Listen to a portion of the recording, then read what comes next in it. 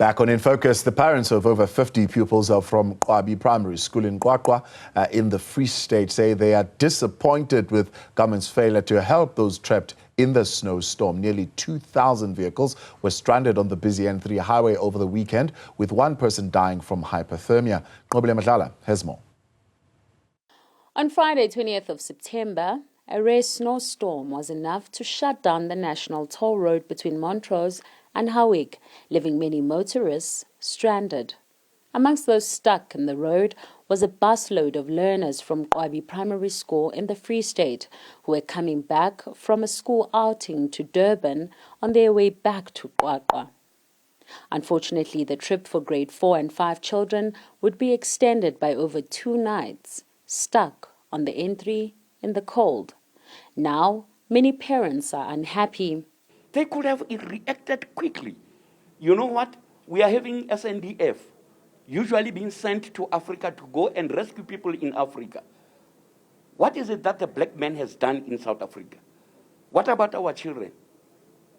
We are very frustrated. They were supposed to react. Their reaction time, I'm not sure whether the kind of meetings that they hold came up to something. Honestly speaking, I'm very frustrated and disappointed about them. The learners were aged between 9 and 12 years old. I liked in the snow. It was the first time I saw the snow. How was it like? It was, in car it was white and it was very cold. It was cold and we were hungry. You guys hungry? Yes, and we didn't eat anything until in the morning. Yeah, very cold, and the bus couldn't move. Had to stop there. How could go busy? He had not a kajitua. How could go Jabata? He blan Jalapa.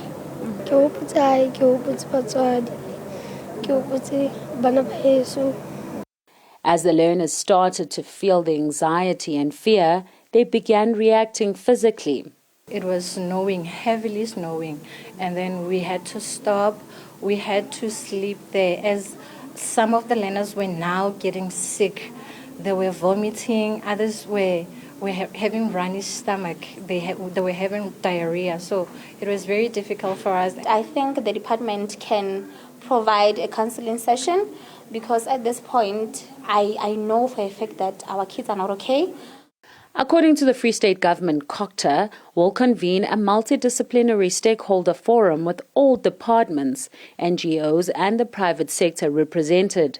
Each department and entity will identify issues under their jurisdiction to attend to.